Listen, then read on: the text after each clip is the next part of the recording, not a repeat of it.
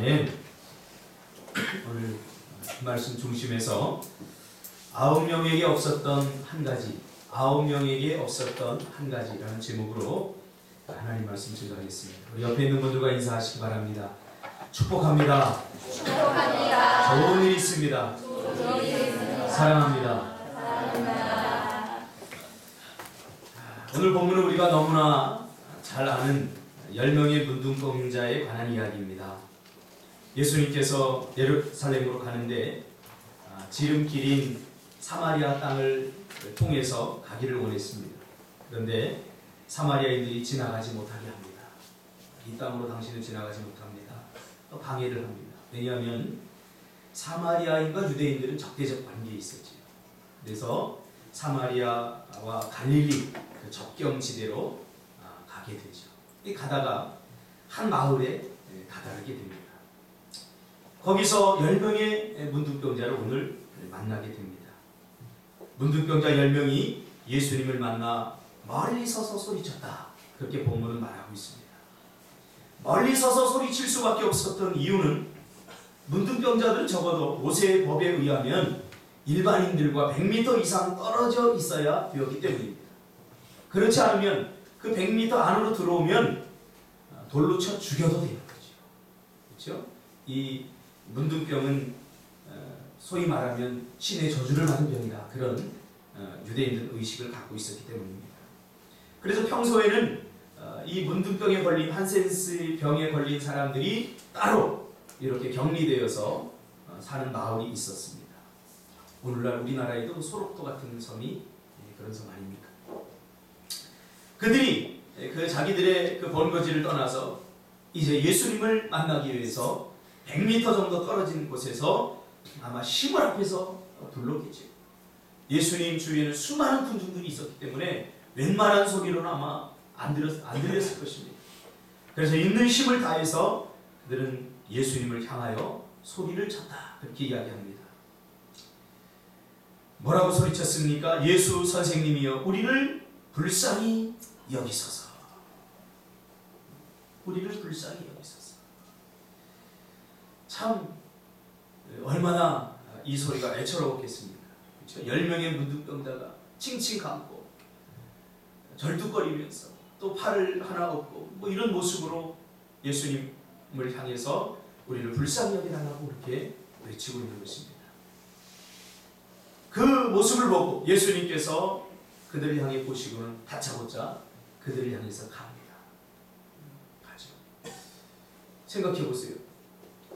100m 이상 사는 불결한 사람들이라고 해서 떨어져 있어야 되는데 예수님은 기꺼이 그 문둥병자들을 향해서 가까이 갑니다. 여기 그 동암에도 예전에 저 십정동 쪽에 보면 문둥이 촌이 있었습니다. 그러니까 문둥병자 걸린 사람들이 아니라 문둥병에서 다 나은 사람들이 나라에서 정책적으로 거기 따로 집단 거주지를 만들어서 거기서 이제 양계장을 해서 이렇게 먹고 사는 그 문둥병자들이 다 나은 집단촌이 지금은 다 개발이 됐지만 저쪽 동암역 저쪽으로다가 있었습니다. 제가 예전에 동암교회 다닐 때 거기에 보면 그분들이 이렇게 교회에 나와요. 저는 깜짝 놀랐어요. 눈썹이 없고 또 이렇게 팔이 막 없고 입술이 없고 그런 걸 보면서 어디 다쳤나 보다. 다쳐서 사고 나서 그랬나 보다. 그렇게 알고 있었는데 아무도 얘기를 안 하니까 나중에 보니까 문둥병에 걸렸다가 이렇게 나은 사람들이 교회에 나오더라고요. 그걸 알고 나서는 왠지 다 나았는데도 옆에 이렇게 앉으면 뭔가 좀 꺼림직하고 그런 것들이 있더라고요.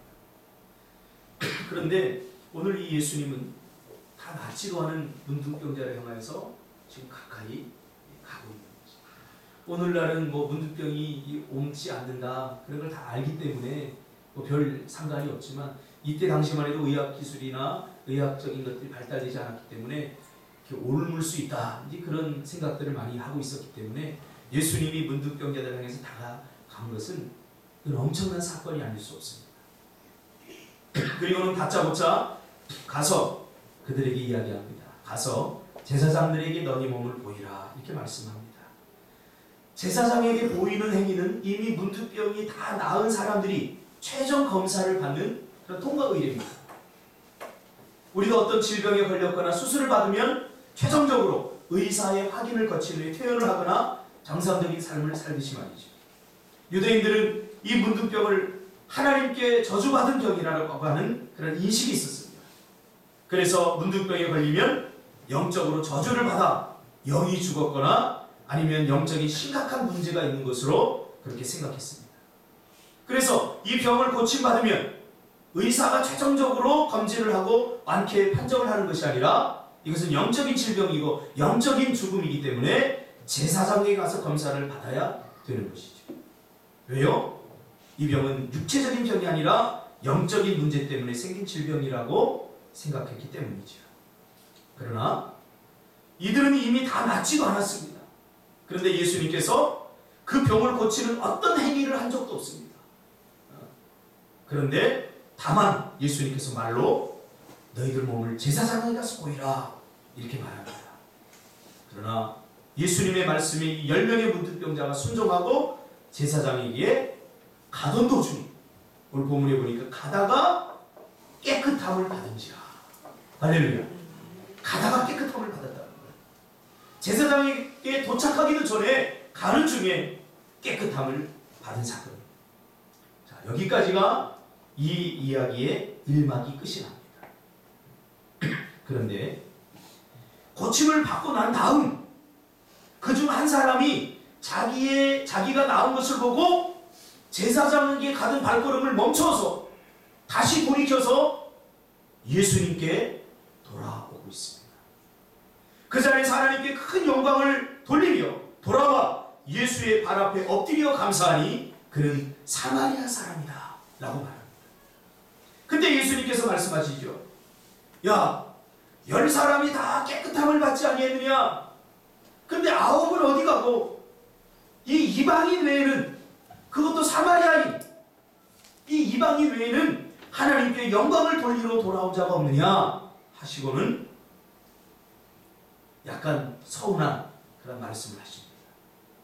여러분, 하나님 나라에서는 때는요 우리의 예상과 상상을 뒤집는 일들이 너무나 자주 일어납니다.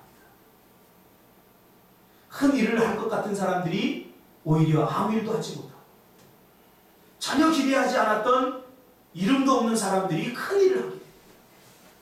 기대했던 사람들이 역사에서 추풍낙엽 떨어지듯이 떨어져버리고, 무명의 용사들이 하나님 나라의 위대한 영웅이 되는 것을 우리 성경을 통해서 너무나 자주 봅니다.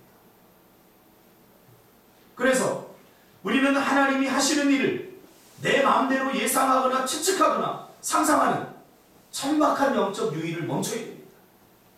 내가 이렇게 하니까 하나님이 이렇게 해주실 거야. 적어도 저렇게 믿는 사람이 이렇게 하나님께서 해주실 거야.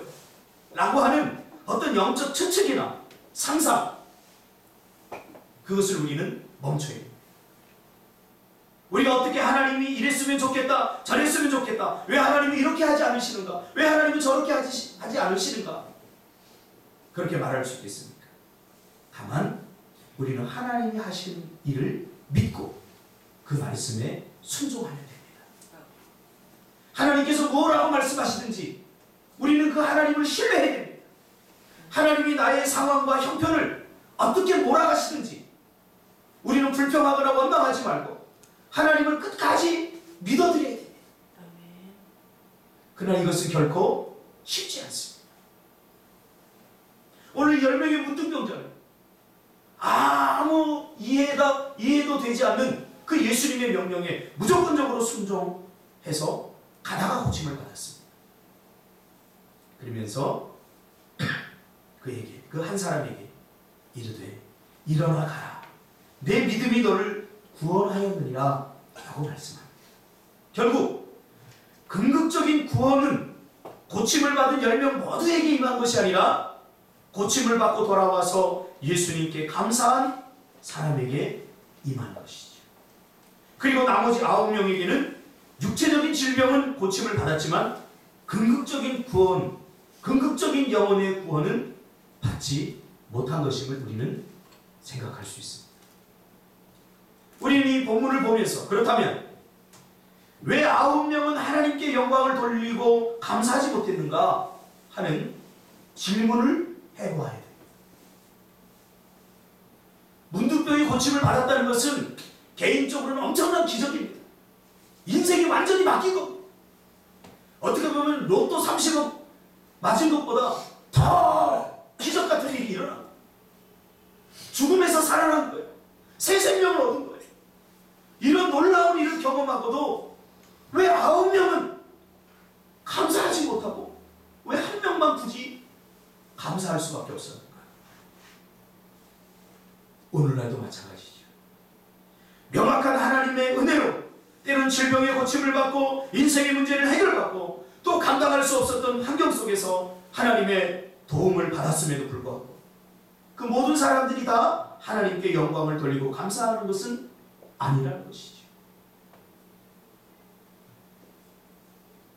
힘들고 어려울 때, 절망스러울 때 하나님이 한 번만 도와주시면 하나님께 내 생명을 바치고 내 목숨을 바치겠습니다. 이렇게 기도하고 나서 하나님께서 그 청을 들어주시면 그 다음부터 입을 이렇게 싹 닫고 자꾸를 다 닫아. 그저 성의 없는 감사만 흉내내는 거지. 한 번은 제가 부교육자들 청년들과 헌금에 관한 이야기를 하다가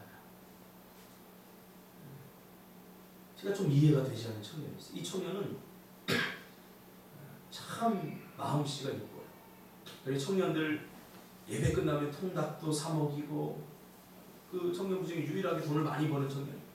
또 제가 전도사 때인데 좋은 넥타이도 사주고 제가 뭐 요청만 하면 다 이렇게 들어주시고. 근데 꼭 감사헌금을 하면 1,000원을 해요. 1,000원. 1,000원을 하는 게 잘못됐다는 게 아니에요. 아마 이렇게 생각할 분도 있을지 몰라요. 마음이 중요하지 돈이 중요합니까? 근데 돈에 마음이 담겨져 있죠. 선생님 그렇게 말하죠. 그러니까 많이 내면서 그런 말을 해야 되는데 1,000원 내면서 그런 얘기를 하면 안 돼요. 1,000원이 적다는 얘기가 아닙니다. 근데 감사헌금을 하는데 매번 1,000원을 해요. 그래서 너무 안타까웠어요. 제가 왜 이 청년이 잘 되기를 바라는 마음이 있었기 때문에 너무 순종도 잘하고 그러는데 그래서 제가 그런 이야기를 했습니다. 이 청년과 이렇게 그 헌금에 관한 이야기 마치고 나서 따로 불러서 이제 이렇게 얘기를 하다가 제가 내린 결론이 뭐냐면 이런 결론이에요. 이 청년은 헌금 많이 하라고 하면 분명히 많이 하는 청년이에요. 그러나 왜 감사 헌금을 하는데 1,000원밖에 안 하느냐? 이야기를 한참 하다 보니까 자기도 그래요. 점심을 먹는데 비싼 거. 오늘은 뭐 먹을까? 뭐 5,000원, 6,000원짜리 막 이런 거 먹고 또 좋은 커피 마시고 막 이래요. 근데 왜 감사 헌금을 1,000원밖에 못 하느냐? 너무나 안타까워서 이야기하던 중에 이 청년에게 없는 것이 하나 있었어요. 이 청년에게 없는 것이 뭐냐면 저 영혼 깊은 곳에서 우러나오는 하나님이 주신 은혜에 대한 감사가 없었어요. 돈을 많이 벌어요. 근데 그건 자기 열심과 자기 실력, 자기 능력으로 좋은 직장에 들어가서 자기가 일한 만큼 번다고 생각했지 그 좋은 직장을 들어간 것이 하나님의 은혜 때문에 하나님이 주신 은혜라고 하는 생각이 없었던 거예요. 가만히 보니까 구제도 합니다. 구제도 많이 해요. 설교도 많이 합니다. 그러나 저 영혼 깊은 곳에서부터 우러나오는 야, 이 직장을 하나님께서 나에게 주신 은혜다 라고 하는 그 은혜에서 나오는 진정한 감사가 없었습니다. 그래서 제가 두말하지 않았어요. 아, 은혜가 그렇게 중요하구나. 이 모든 것이 하나님의 은혜구나 라고 하는 은혜의식이 중요합니다. 밥을 먹어도 이걸 당연하다고 생각하는 사람, 내가 돈을 벌어서 내가 쌀을 사서 내가 먹는데 뭐 이렇게 당연하다고 생각하는 사람은 영혼 깊은 곳에서 우러나오는 진정한 주신 분에 대한 감사가 터져나오지 못합니다. 그러나 은혜 받은 사람은 이 밥 한 끼를 먹더라도 이 모든 것이 하나님께서 주셨다라고 하는 그 은혜 받음에서 터져나오는 감사가 있다는 것이죠. 그렇다면 왜 분명히 하나님의 도움을 받고도 하나님께 영광을 돌리고 감사하지 못했는가 하는 이 질문을 오늘 이 9명에게 하기 전에 우리에게도 던져봐야 됩니다. 가만히 생각해보면 우리의 삶 자체가, 숨쉬는 것 자체가 감사거리를 믿으시기 바랍니다. 병원에 가보세요. 호수에다 pom고 숨을 못 쉬어서 답답한 친구들이 있어요. 제가 새벽 예배 차량 운행을 하면서 이렇게 DMB를 이렇게 켜고 이제 보면 거기 아픈 사람들, 아이들 나오는 참, 뭐 100만 명에 한 명 아픈 사람, 뭐 이런 사람들 나오는 거 보니까 우리가 이렇게 숨쉬고 건강하게 살아간다는 건 얼마나 큰 은혜죠. 이렇게 우리가 먹고 남아서 음식물을, 쓰레기를 처리하는데도 만 해도 뭐 1조 이상이 드는 이 시대에도 가장 많이 죽는 사람의 우선 첫 번째 순위가 굶어 죽는 사람들, 지구 사람. 여러분, 우리가 감사해야 돼요. 왜 감사하지 못합니까? 감사거리가 없어서 감사하지 못하는 거예요. 은혜 받지 못하면 우리의 영혼 깊은 곳에서 터져나오는 진정한 감사를 할 수 없다는 거죠. 그러면 이들은 왜 감사하지 못했는가? 조금 더 우리 깊게 생각해 보면 이들은 영적인 것에 관심이 없었습니다. 이 9명. 영혼에 관심이 없었습니다. 그러니까 눈에 보이는 것, 육체적 질병만 고침을 받으면 됐지, 이 문제만 해결되면 자기 인생은 해가 쨍 뜬다고 생각했어요. 하나님, 내가 이 질병만 고쳐주시면 나머지 내가 다 알아서 할게. 하나님 청결하지 마세요.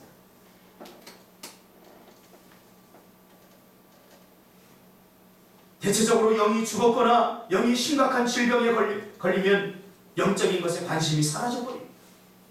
다만 육체적인 것에만 몰두하게 됩니다.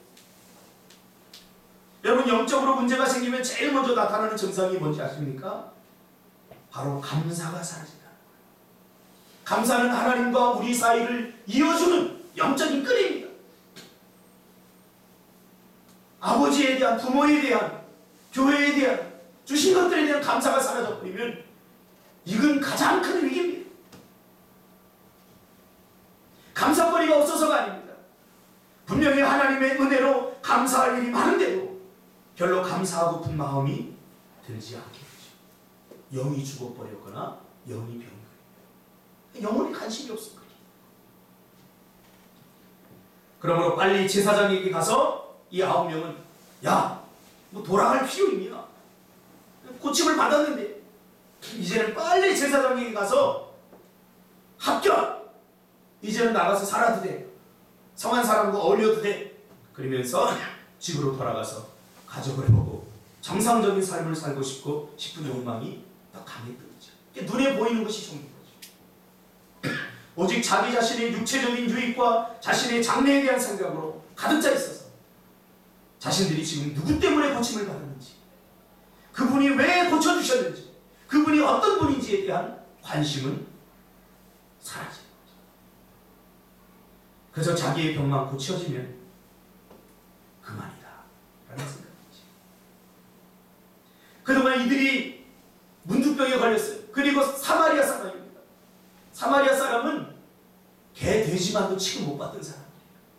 그런데 문둥병까지 걸렸으니 여러분, 지금까지 이들이 사람답게 살아봤겠습니까? 저주받은 병에 걸렸다고 가족에게 버림을 받고 소외되고 사람답게 살지 못했습니다.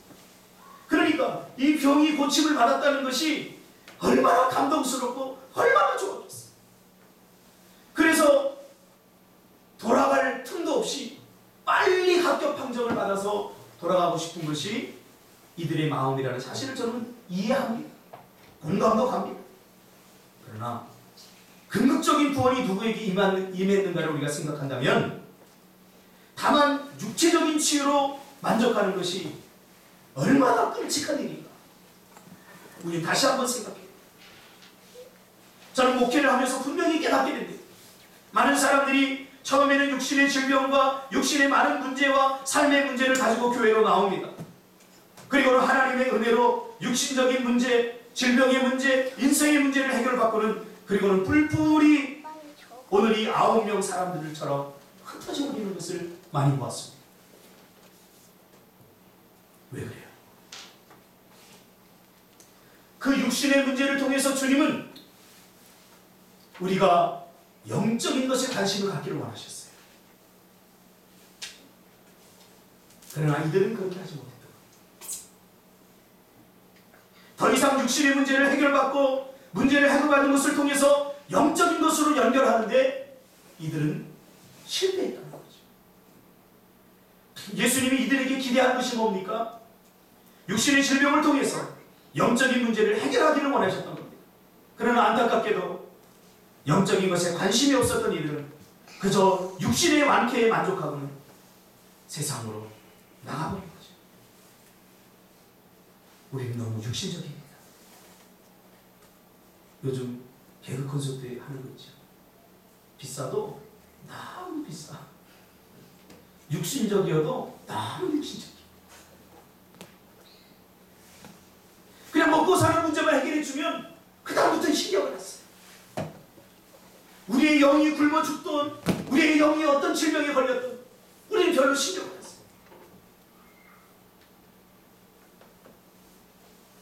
그것이 전부가 아닌데 말이죠.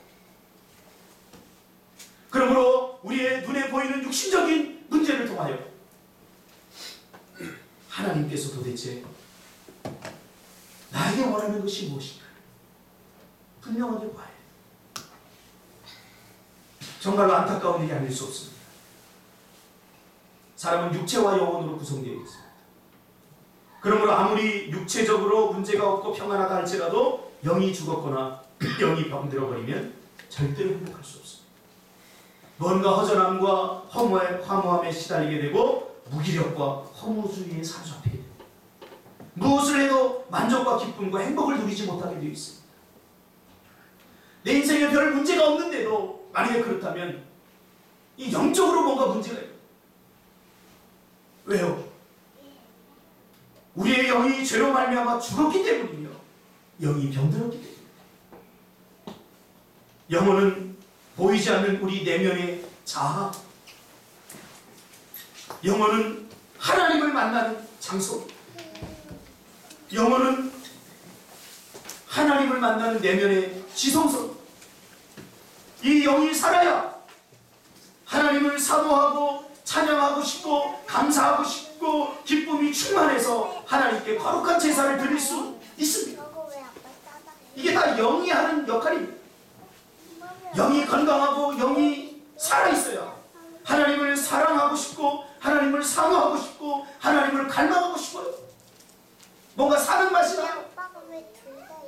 그러나 영이 죽어버리거나 영의 문제가 생겨버리면 인생에 별 문제가 없어요. 이만하면 살만한데 괜히 짜증나고 괜히 뭔가 허전하고 괜히 뭔가 외롭고 괜히 뭔가가 행복하지 못한 상태에 떨어지게 돼요.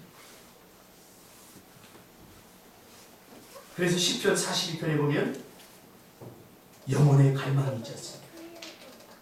사슴이 신의 물을 사모하듯이 내가 주님을 사모하기를. 이 영혼의 갈망이 있는 사람은, 영혼이 건강한 사람은 뭔가 하나님을 만나지 못하면 갈망함이 있어요. 하나님을 만나고 싶어요. 그러나 영이 죽었거나 영이 병들어버리면 영적인 것은 눈에 보이지 않고 다만 육신적인 것만 보여요. 그러니까 육신적인 것들만 다 채워지면 그만이다 생각. 마태복음 12장에 나옵니다. 어떤 젊은 부자가 나옵니다. 부족한 것이 없어요. 창고를 가득 집어서 농사도 그에 잘 됐어요. 창고에 가득 채웁니다.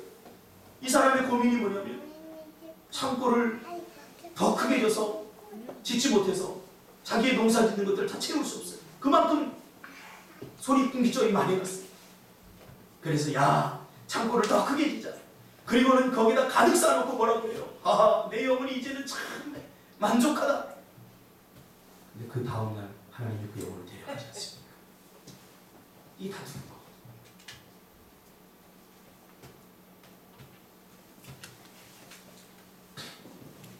여러분, 요즘 보니까 막 얼굴을 다 뜯어 고치더라고요. 눈하고 막 다 고치더라고요. 왜 그래요? 뭐 마음에 안 들겠죠, 자기 얼굴이. 괜찮은 것 같아 다 뜯어 고치. 요새는 먹는 데 쓰는 돈보다 살 빼는 데 쓰는 돈이 더 많대요. 뭐 뱃살 빼고 막 그러느라고 피트니스 클럽 가서 막 다이어트 합니다. 근데 저는 성도들 가운데 영적인 성형수술 하는 사람 못 봤어요. 영적 다이어트 하는 사람 못 봤어요. 죄를 많이 지어서 이게 너무나 이게 비대해져 있는데, 애글놈처럼 모아방 애글놈처럼 너무나 비대해져 있는데 나와서 하나님 앞에 회개하며 영적 다이어트 하는 사람 못 봤어요. 배고프면 어때요? 우리 태양간사 보니까 배고프면 신경질 내더라. 근데 영적으로 굶주렸는데 신경질 내는 적 한 번도 없었어요. 하나님의 말씀을 받고 감격하고 감동하고 다니엘이 하나님의 얼굴을 보면서 그렇게 감격하면서 했던 적이 한 10년 전인데, 그럼 10년 동안 굶었는데 그 영이 살았다고 믿습니까? 영적인 기갈 속에서도 우리의 육신은 잘도 꾸미고 귀걸이 가무지걸이 껴서 이뻐져, 마스카라도 하고 눈썹도 얼마나 잘 그린지 몰라. 영적 눈썹도 그려야지 이쁘게. 하나님의 영혼에 처서인 우리 내면, 이 영혼은 성경에서는 마음 이렇게 표현하기도 합니다. 마음이 병들고 영혼이 썩어가는데, 이 안에서는 막 짓눌러 가는데, 냄새가 펄펄펄펄 나는데 겉만 멋지겠습니다.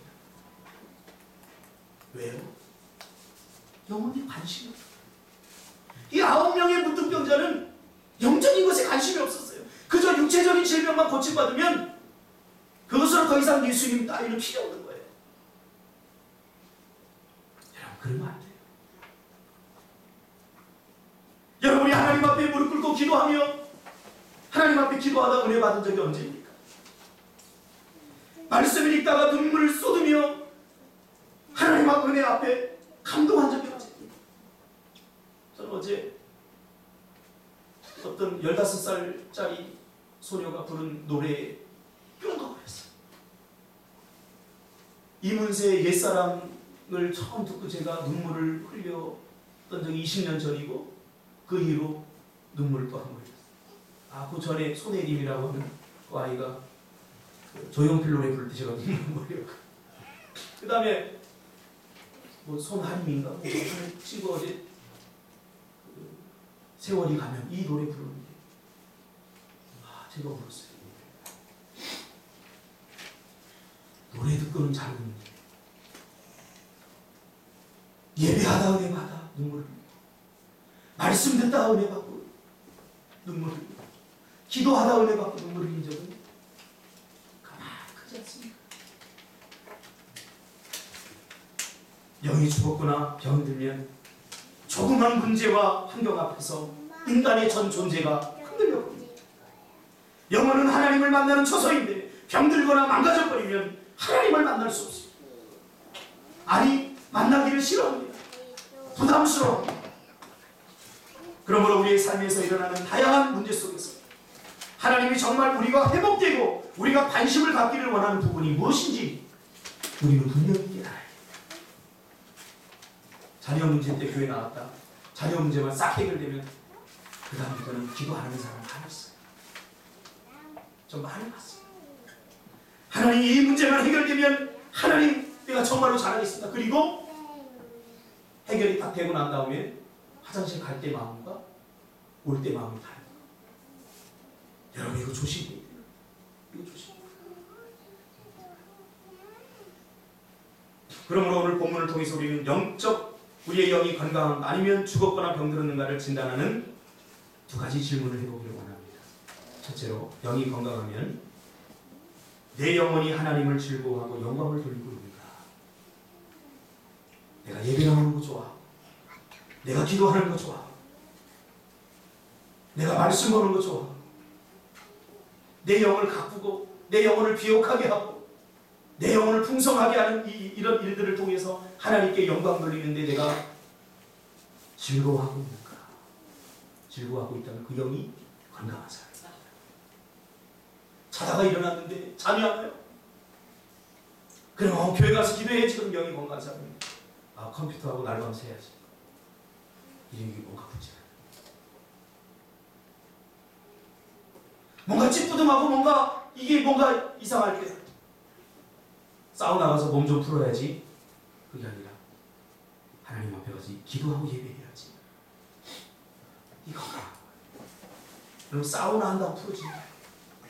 이 영적도 아주 뭐 이상하지 않습니까? 두 번째는 내 삶에 하나님이 주신 것들에 대한 진정한 감사가 있는가?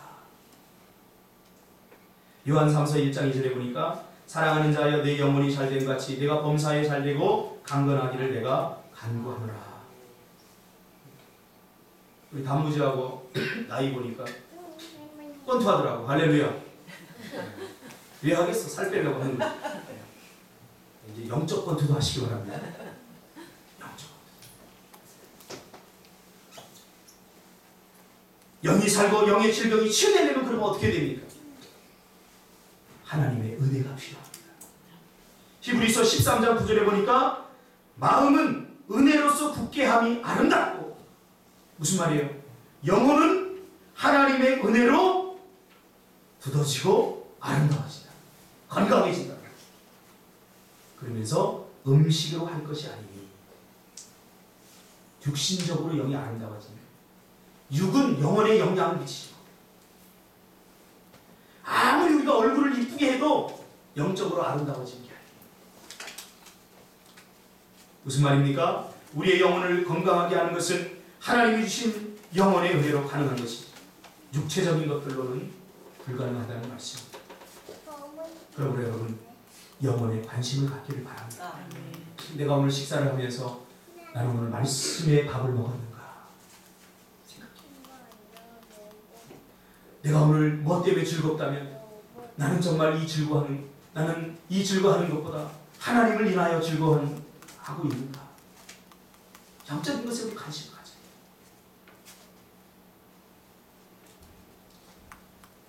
우리의 건강도 우리의 재산도 우리의 명예도 우리의 사랑도 순간적으로 다 날아갈 날이 옵니다. 그러나 내가 소중하게 여기던 것들이 다 날아간다고 할지라도 영원히 건강하고 강건하면 끝없습니다. 다시 일어설 수 있습니다. 오뚜기처럼 말이죠. 여러분 지금 세상은 자꾸 우리에게 육체적인 것들에 관심을 갖게끔 유도합니다. 이제 여러분의 내면을 가꾸고 영혼에 관심을 갖고 여러분의 영혼을 풍성하게 하는 일, 여러분의 영혼을 기억하게 하는 일, 여러분 관심을 가지시기를 주님의 이름으로 축복합니다. 기도하겠습니다. 거룩하신 아버지 하나님, 은혜를 감사합니다.